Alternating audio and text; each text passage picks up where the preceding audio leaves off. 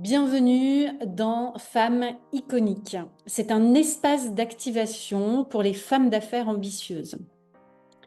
Je t'invite à prendre ce temps comme un temps d'introspection et d'écoute. C'est vraiment un espace d'activation où ça va venir ouvrir des espaces en toi.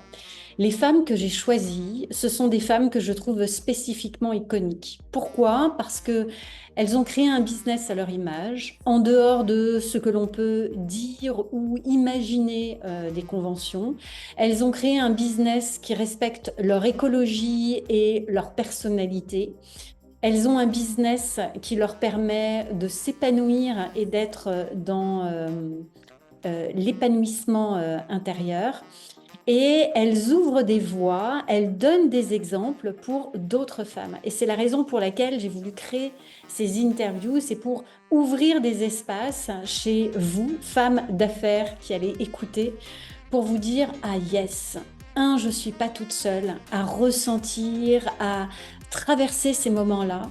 Et deux, ah tiens, une femme qui a osé, qui assume et qui me donne envie. Voilà, c'est vraiment un espace d'activation et d'envie. En tous les cas, c'est l'intentionnalité de ces interviews. Euh, Ces interviews vont te ramener aussi à une évidence que tu sais, mais que parfois tu oublies. Tu es parfaite comme tu es et tu sais déjà tout à l'intérieur de toi. Tu vas voir, tu vas entendre ces femmes témoigner aussi de leur puissance, leur leadership vient du fait qu'elles assument pleinement qui elles sont à travers ce qu'elles sentent de juste pour elles. C'est vraiment un retour à ton mouvement intérieur pour arrêter le brouhaha du mouvement extérieur.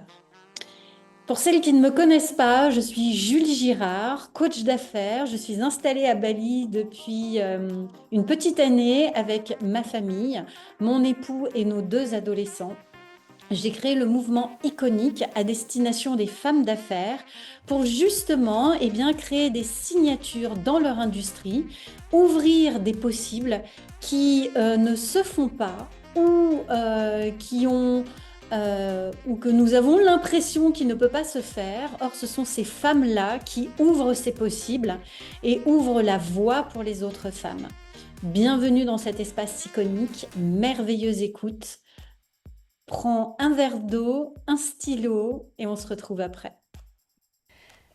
Merci Gladys, merci de prendre de ton temps, de nous accorder de ton temps pour pouvoir échanger justement sur ta vision entrepreneuriale. Mmh, merci Julie. Comment aimes-tu être présentée? Dis-moi. Comment j'aime être présentée? Écoute, j'ai tendance à me présenter en disant que je suis une chamane et une artiste du sacré. Hmm. J'ai fondé une école qui s'appelle Maison Namaskar. C'est une école des mystères qui propose à la fois des enseignements, des processus initiatiques et puis des œuvres chamaniques. Hmm. Et mon, mon objectif dans cette école, c'est de pouvoir accompagner l'épanouissement véritable de l'individu, euh, dans le but qu'il puisse incarner son être souverain. C'est Hmm. vraiment d'aller chercher l'épanouissement intérieur et pas que un épanouissement dans la matière avec tout un tas de choses qu'on va réussir matériellement, mais c'est de vraiment pouvoir aller connecter à cette élévation spirituelle, de pouvoir répondre à cette quête mystique à l'intérieur de soi et d'aller nourrir cet épanouissement véritable dans tous les plans. Waouh, superbe. Aujourd'hui, le terme de chaman n'est pas toujours perçu ou peut-être ressenti, peut-être tel que toi tu le vis. Qu'est-ce que tu dirais à des femmes qui savent pas trop ce qu'il y a derrière? Comment tu présenterais un peu plus spécifiquement ton approche? Hmm. La chamane telle que je la vis, c'est quelque chose de très ancré, de très concret. Hmm. Parce que depuis que je suis toute petite, j'ai cette capacité, ce don de voir l'invisible. Mm. Aussi clairement que ce qu'on on peut voir une table ou un meuble qui est disposé quelque part. J'ai cette capacité de voir aussi toutes les mouvements, les formes, les, les individus, on pourrait dire, les êtres qui vivent aussi dans ces espaces, dans l'invisible.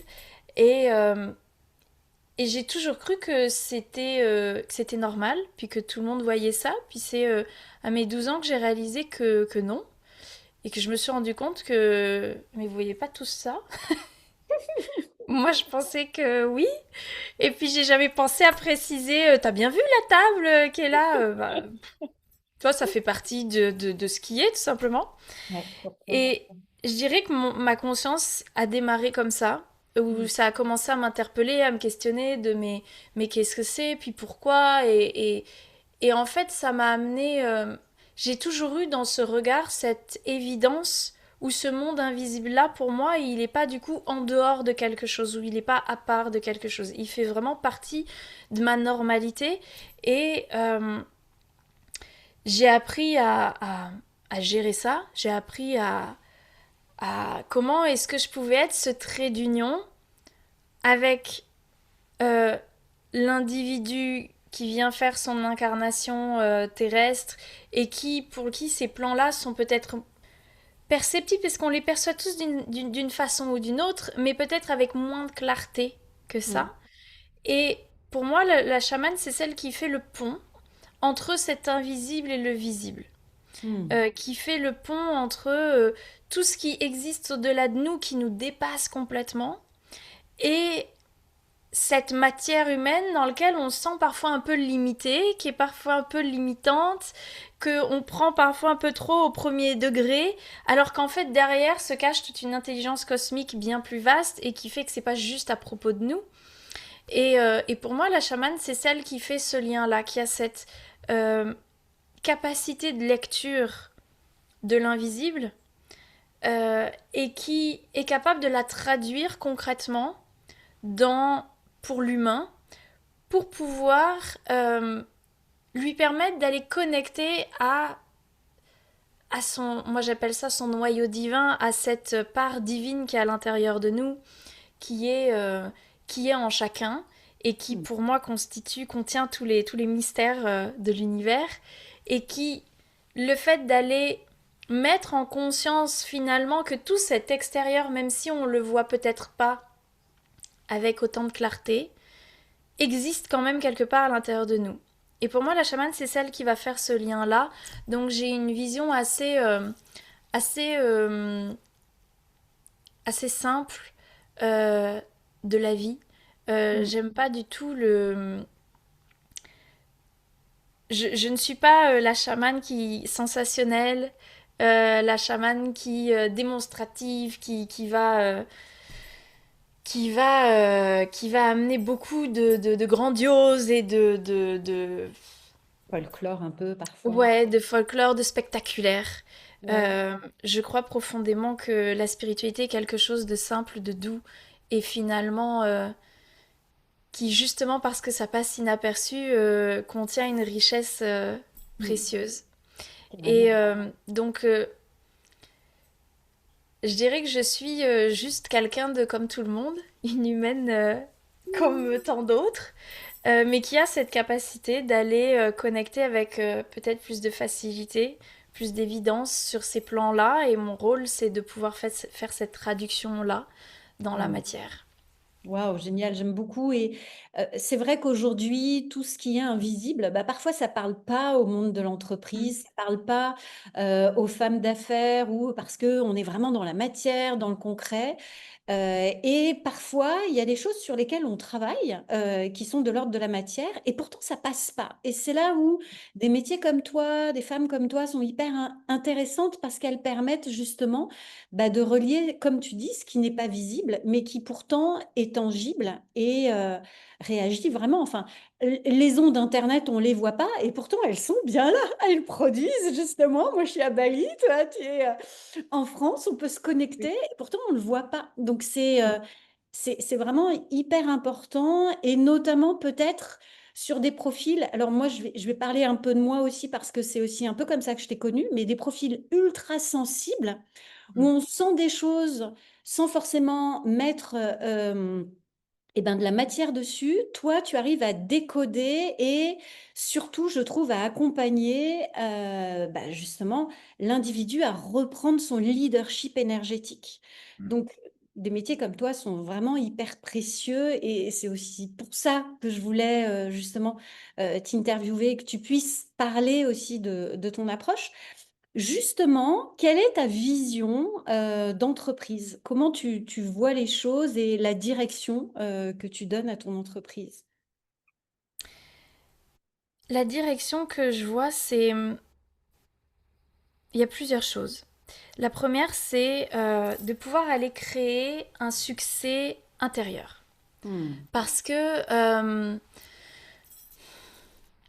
on a tendance à valoriser le succès matière, Hmm. le succès qui est visible par tous.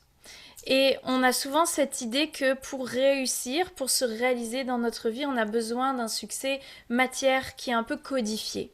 Hmm. Et en fait, je me rends compte au travers de mes clientes notamment que en apparence, on peut avoir un succès matière, mais pour autant, on n'a pas forcément un succès intérieur, une réalisation intérieure.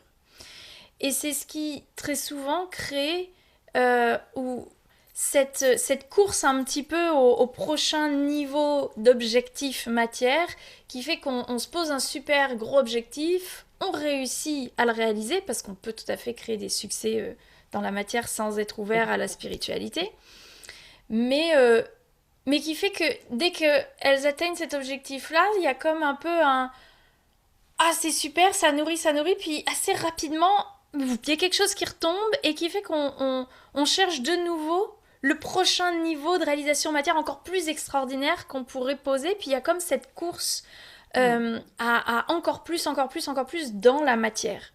Et l'idée, en fait, n'est pas d'amener une dualité contre ça et puis de diaboliser ça, parce qu'en fait, c'est juste que je pense que c'est juste pas l'objectif du chemin, du vrai chemin. C'est juste pour moi une cerise sur le gâteau. C'est la conséquence d'un état d'être, c'est la conséquence d'autre chose.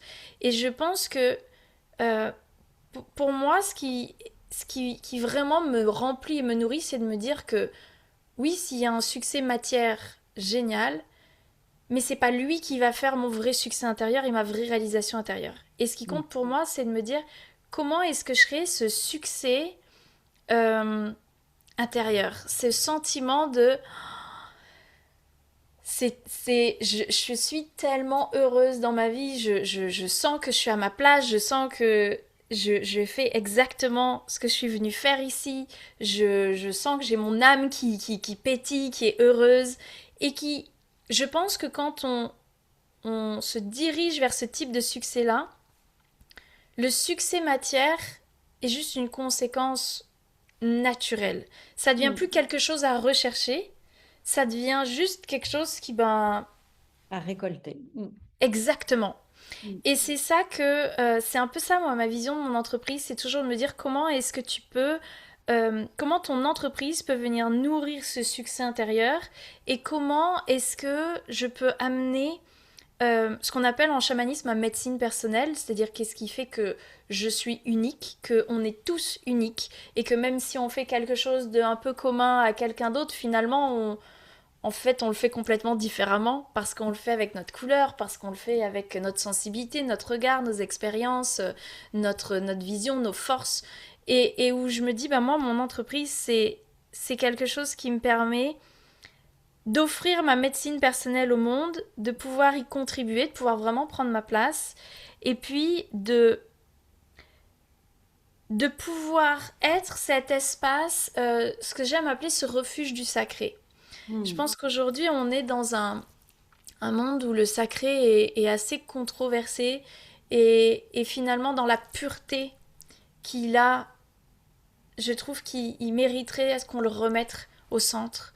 Hmm. Euh, Parce qu'il est souvent assez... Ben, si la spiritualité aujourd'hui est très dogmatique finalement. Il y a pas mal... Elle devient de plus en plus codifiée.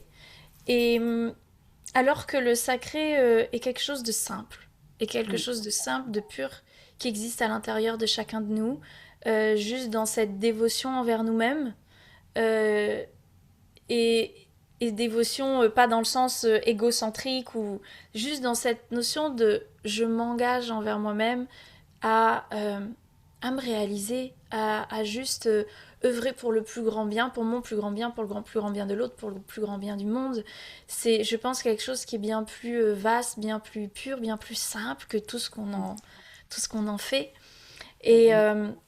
et pour moi, ma vision d'entreprise, elle est là pour justement être un refuge du sacré, d'être cet espace où on revient reconnecter à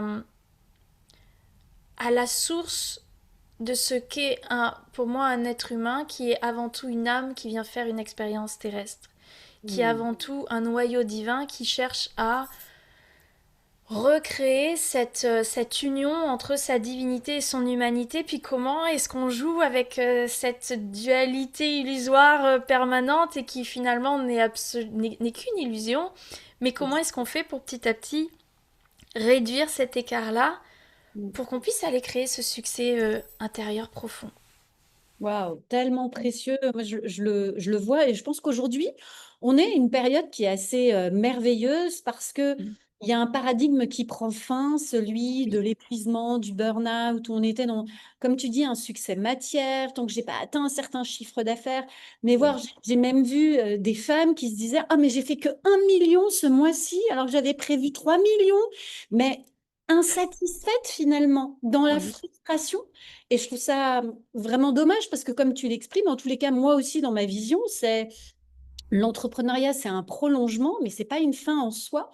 C'est Mm. pas ça qui va définir que tu as réussi ou pas, mais C'est c'est ça. qui tu es et quelle expérience tu vis sur le chemin. Et dans l'entreprise, il y a des moments où tu as des saisons hivernales où tu restructures et où c'est un peu plus calme.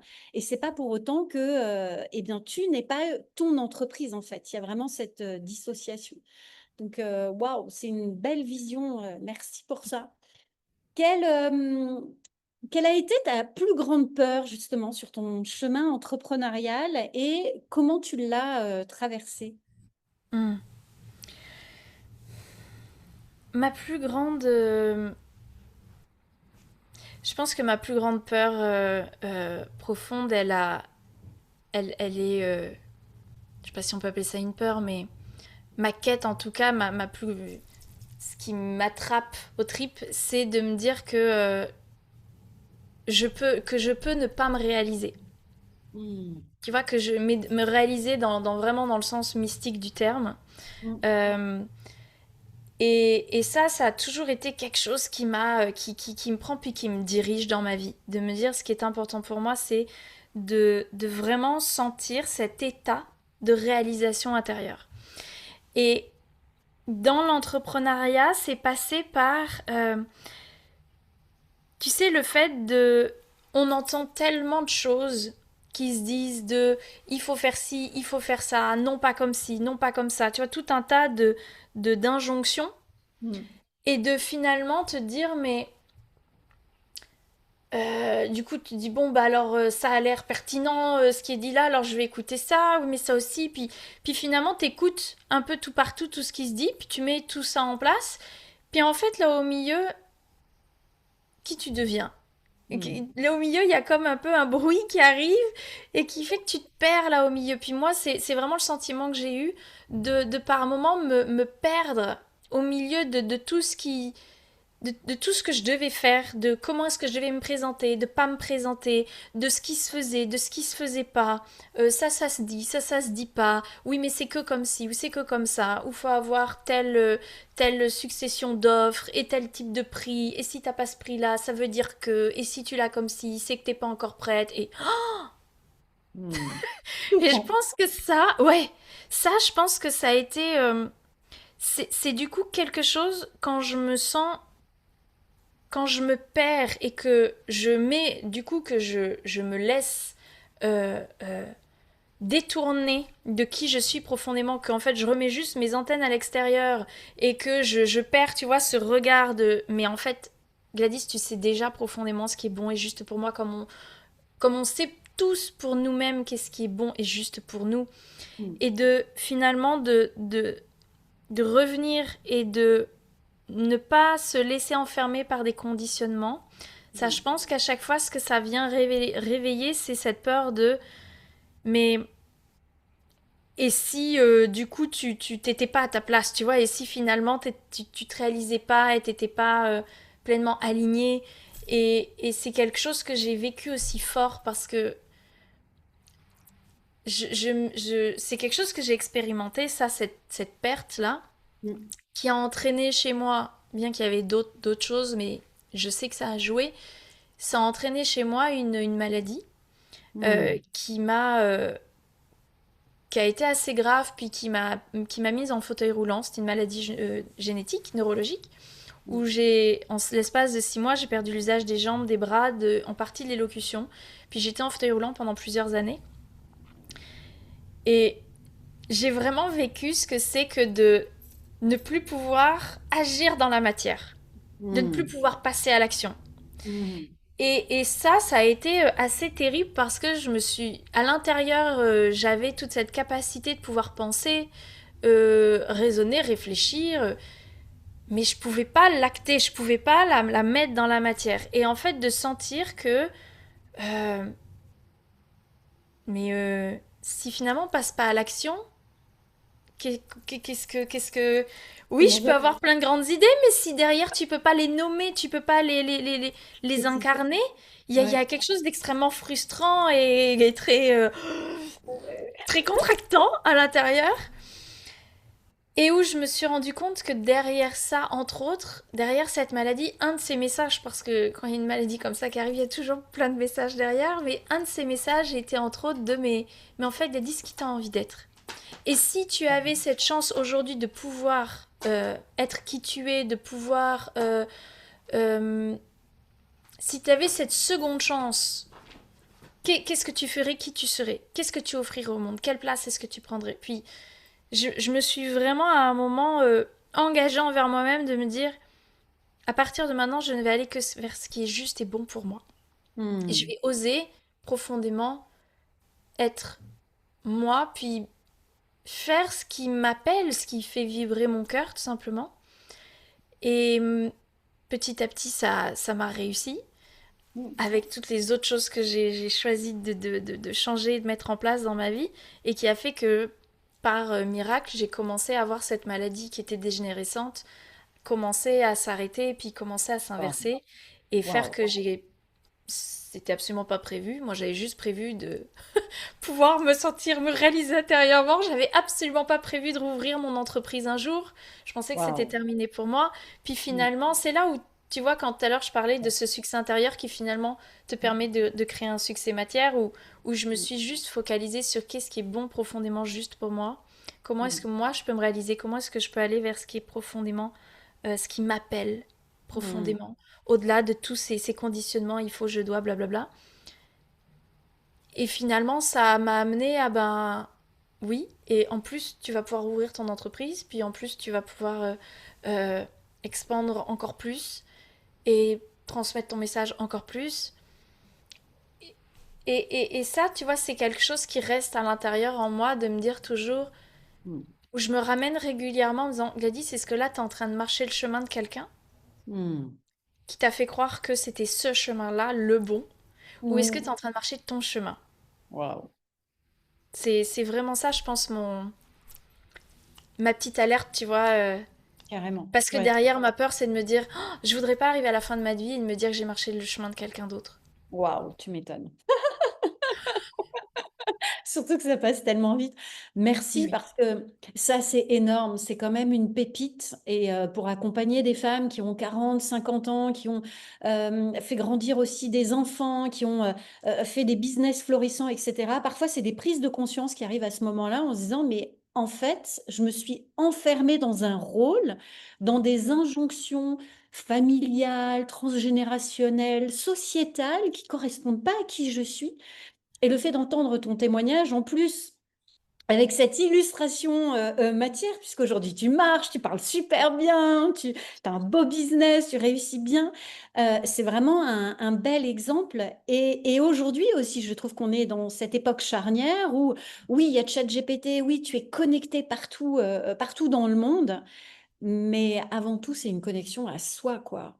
Oui, Qu'est-ce qui fait que je me retrouve dans ce que je fais? Parce qu'une fois de plus, l'entreprise est le prolongement d'une vision et d'une mission, mais pas une finalité en soi. oui. Donc, waouh, Mm, merci. mm. Toi qui as l'habitude de te faire accompagner aussi en tant que CEO finalement, d'avoir du mentoring, du coaching, quel a été à un moment donné dans ton parcours d'entrepreneur la conversation qui t'a vraiment créé un vrai shift dans ta manière de te diriger dans ton entreprise? Mm. Il y en a eu beaucoup, mais je pense qu'une qui a été vraiment importante, ça a été de dissocier ma valeur de l'argent. Hmm. Euh, Tu sais, j'avais cette tendance du coup à associer, puis je le vois tellement aussi à l'extérieur, où on associe si je suis bonne, si je suis bien, ça signifie que du coup je gagne tant. Ou si mon prix est ça, si j'ai un prix élevé, ça voudra dire que je suis compétente. Tu vois, cette association de ou si quelqu'un n'accepte pas de me payer ça, ça veut dire que je suis pas assez bonne. Tu vois, de Hmm. toujours Hmm. mesurer l'argent, du coup le chiffre d'affaires, à est-ce qu'on est une bonne personne ou non. Hmm. Et de tout ce qu'on se raconte en termes d'identification entre l'argent et nous, et notre valeur. Et ça, de prendre conscience que finalement, cet argent-là, que l'argent est juste une énergie d'échange qui juste finalement circule et ne veut absolument rien dire de qui que ce soit. Ouais, tout à fait. Euh, et qui finalement n'a la valeur que nous, on souhaite lui donner et Hmm. l'importance qu'on souhaite lui donner, puisque pour quelqu'un, un 100 euros va être énorme et puis pour quelqu'un d'autre, ça va être juste insignifiant. Hmm. C'est là où tu te rends compte que finalement, l'argent n'a aucune valeur en soi et ne veut absolument rien dire à propos de nous. Et Oui, de prendre d'aller dissocier ça, puis d'aller finalement ne pas attendre qu'un élément extérieur vienne valider qui je suis, mais d'aller d'abord moi aller me nourrir euh, dans me reconnaître véritablement, dans assumer d'aller reconnaître ce que j'appelle cette médecine personnelle là. Qu'est-ce qui me qui fait que je suis profondément moi, d'aller voir mes forces, d'aller voir là où j'ai encore du chemin à faire, d'aller voir toutes les fois où je fais ce que j'aime bien appeler ça avec mes élèves des ploufs, tu sais, où tu avances, tu chemines, où du coup tu aguerris ton expertise, puis il y a par moments où tu vois qu'avec ta cliente, tu dis ah là j'ai fait un petit plouf, tu vois, je suis passée un peu, ok, j'ai compris, j'apprends, puis je ferai encore mieux la prochaine fois. D'aller juste nourrir soi-même dans notre valeur et de dissocier ce que l'argent pourrait signifier à propos de nous. Hmm. Puis d'enlever cette pression Hmm. d'identification à l'argent Hmm. m'a vraiment permis de passer des switches avec. Où Wow. finalement, le prix n'était plus là pour signifier quelque chose à propos de moi, mais il Hmm. était juste parce que dans la fréquence, elle correspondait à ce que j'avais envie de faire.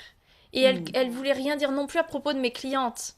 Tout à Parce que fait. tu sais, il y a souvent ce truc de ah, mais oui, mais la cliente qui est capable de payer tant, ça veut dire Hmm. que c'est une cliente qui.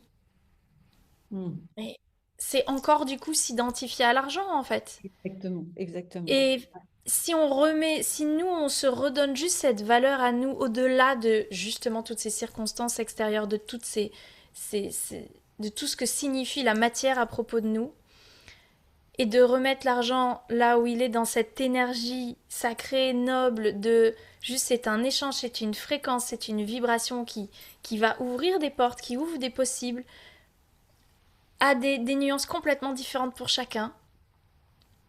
Ben, en fait, je trouve que là, il y a quelque chose de beaucoup plus sain qui arrive où finalement notre place ne signifie rien par rapport à quelque chose d'extérieur, mais signifie juste parce que on connecte à notre autorité naturelle, à notre Hmm. souveraineté spirituelle, comme j'aime l'appeler, à notre leadership énergétique. Hmm. Et où l'argent devient juste une expression extérieure qui en fait vient servir notre contribution, mais qui ne veut absolument rien dire de plus. C'est Carrément. juste une façon de dialoguer énergétiquement entre nous dans la matière, mais ça veut rien Oui. dire de plus. Ça reste une transaction, mais ça ne Oui, définit pas. Et ça, c'est aussi hyper exactement. important parce qu'il y a tellement de femmes qui s'associent à leur chiffre d'affaires, Oui, qui se dévalorisent parce qu'elles n'ont pas atteint le chiffre d'affaires qu'elles avaient vécu en se disant, en fait, je suis pas assez, je mérite voilà. pas. Tout ce discours qui est aussi un discours parfois hérité, un discours Oui, transgénérationnel, et juste de manière très, là pour le coup, hyper factuelle et rationnelle. L'argent, c'est l'argent, et moi, j'ai ma propre valeur dissociée. oui. Donc merci parce que ça aussi, ça fait, ça ouvre des ponts énormes chez les femmes chefs d'entreprise. Qu'est-ce qui t'a le plus challengé dans ta vie entrepreneuriale? Je pense que ce qui m'a le plus challengé, c'est d'accepter mon impermanence. Hmm. Parce Waouh. que euh, quand tu choisis d'aller créer un succès qui vient justement de ton individu, de ton épanouissement véritable, on est en permanente évolution Hmm. et donc en mouvement. Et quand tu crées un succès matière, tu crées quelque chose de figé, de rigide, de planifié, de stratégique, euh, qui n'est pas destiné à changer tous les 4 matins. Mais quand tu crées un succès basé sur ce qui est profondément juste et aligné pour toi, ce qui est juste et aligné aujourd'hui n'est peut-être pas ce qui est aligné demain.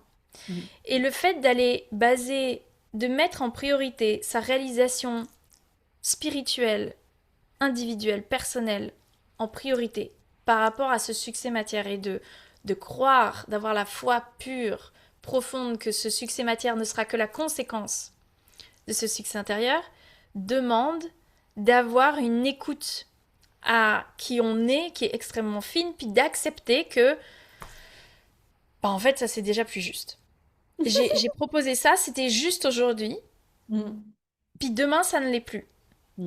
Puis d'accepter que finalement, les normes de ah, mais il faut faire un lancement tous les 3 mois, ah, mais il faut faire la masterclass, tout blablabla, ah, mais il faut blablabla. Toutes ces injonctions qu'on peut entendre dans le milieu du business coaching, de finalement, oui, elles fonctionnent quand tu as envie d'aller créer un succès matière et que ton objectif, c'est ça.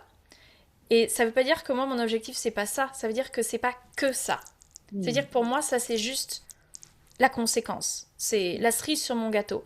Mais moi, d'aller juste créer mon succès matière sans mon épanouissement individuel personnel, je vois pas en quoi est-ce que ce succès matière va être intéressant à aller créer.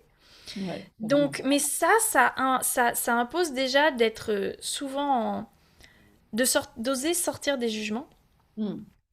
d'oser dire ben oui mais il y a tout le monde qui va te juger, ah mais t'es instable, ah mais du coup t'es pas une vraie entrepreneuse, ah mais tu blablabla, oui mais il y a si, et puis de te sortir toutes les peurs aussi qu'on va pouvoir t'envoyer, oui mais si tu fais pas ça tu réussiras pas, oui mais du Hmm. coup si c'est pas comme ça peut pas marcher, oui mais ça on l'a jamais vu, mais ça gna gna gna gna.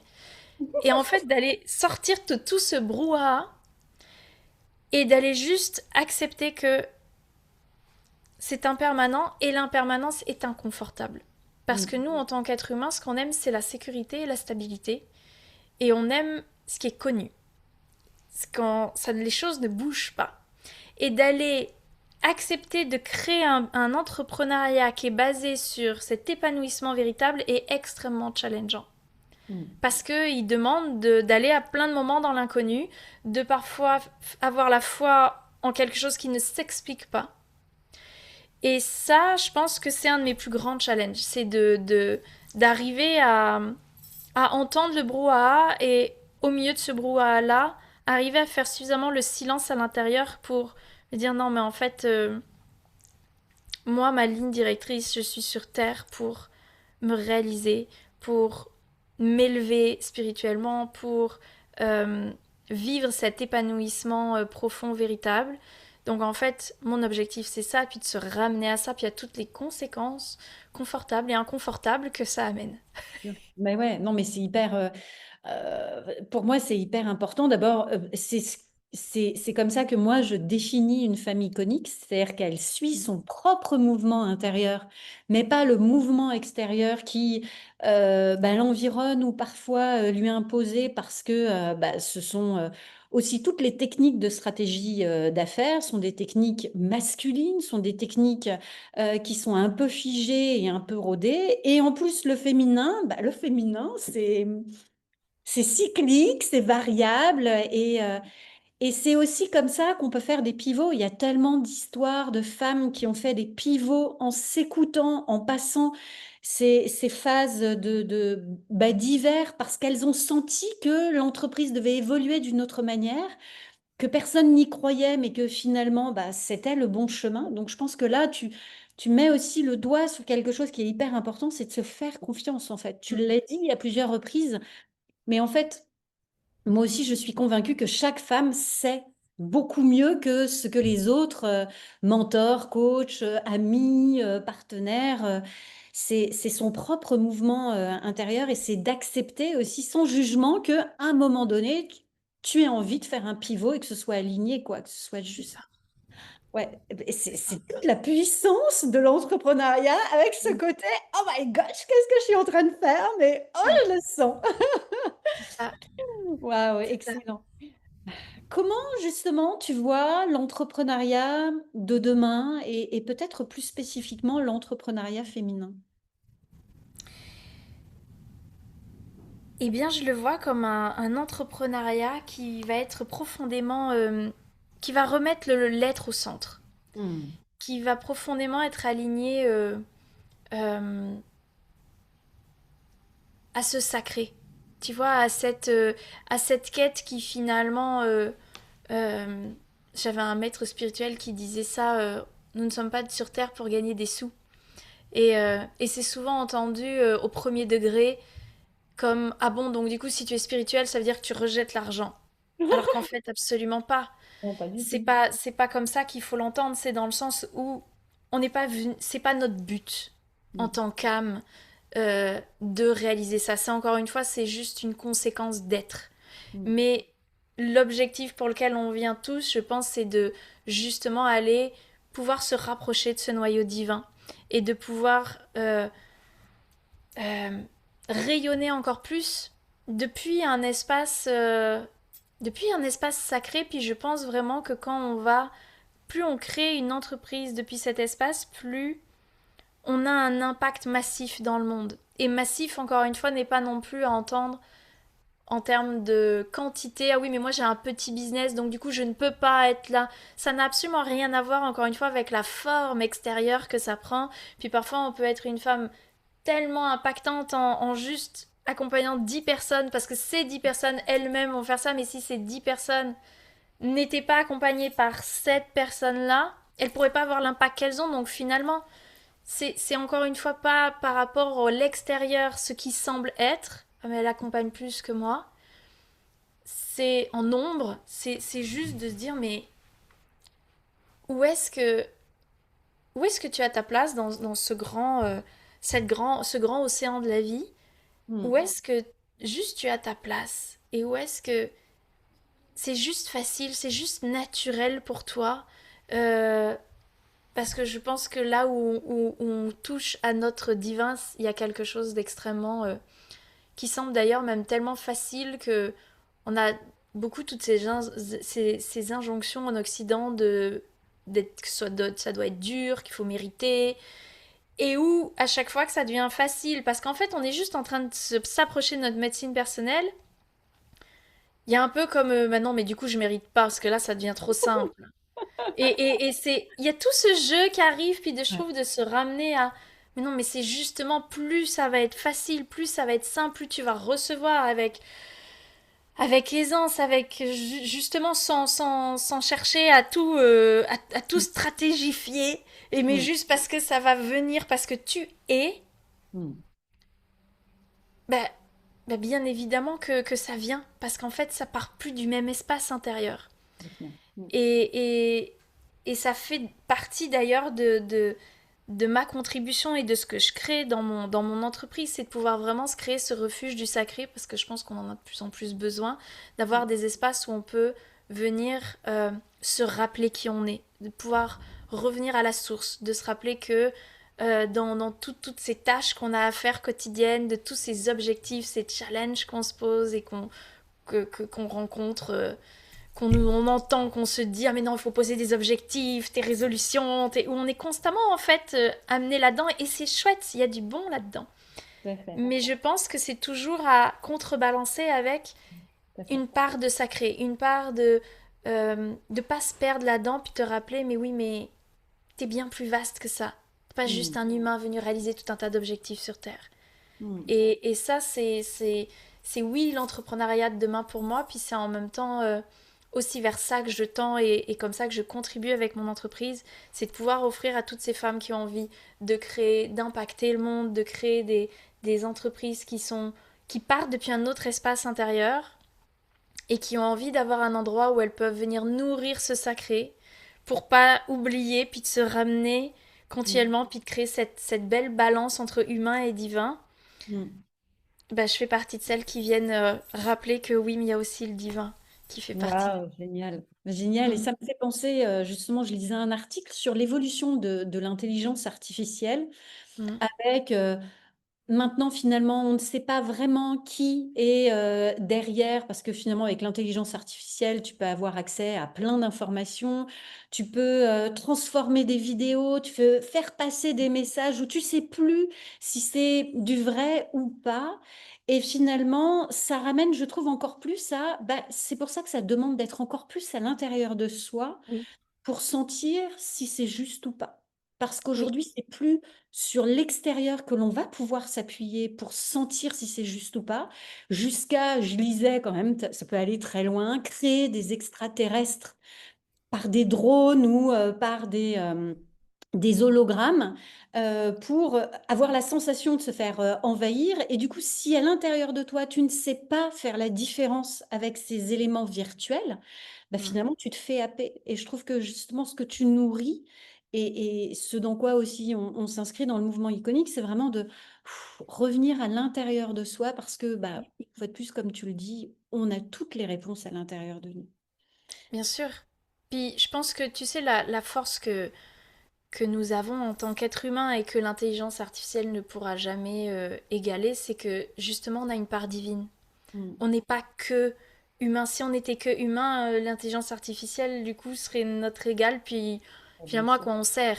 Et Mm. le cadeau, le trésor qu'on a tous, c'est justement ce noyau divin, cette quête mystique qu'on a tous à l'intérieur de nous, consciemment ou inconsciemment, mais où on a cet appel d'aller, euh, tu sais, cette soif de plus qu'on Mm. peut sentir et que justement on prend au premier degré aussi, qu'on se dit, ben, c'est dans la matière, je voudrais encore plus, encore plus, encore plus, mais qui finalement est bien souvent un appel d'âme profond de cette soif à, à se relier à quelque chose d'encore plus grand qui finalement n'a pas de mots, qui est juste une expérience qui se vit.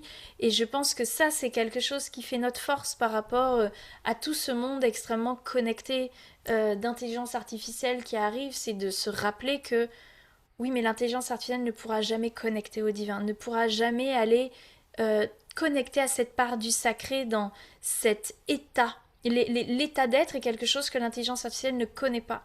Elle Mm. connaît l'état d'esprit.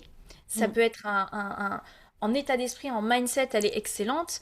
Mais par contre, l'état d'être, c'est quelque chose qui la dépasse parce que c'est quelque chose que nous ne pouvons toucher que par cette part divine à l'intérieur de nous.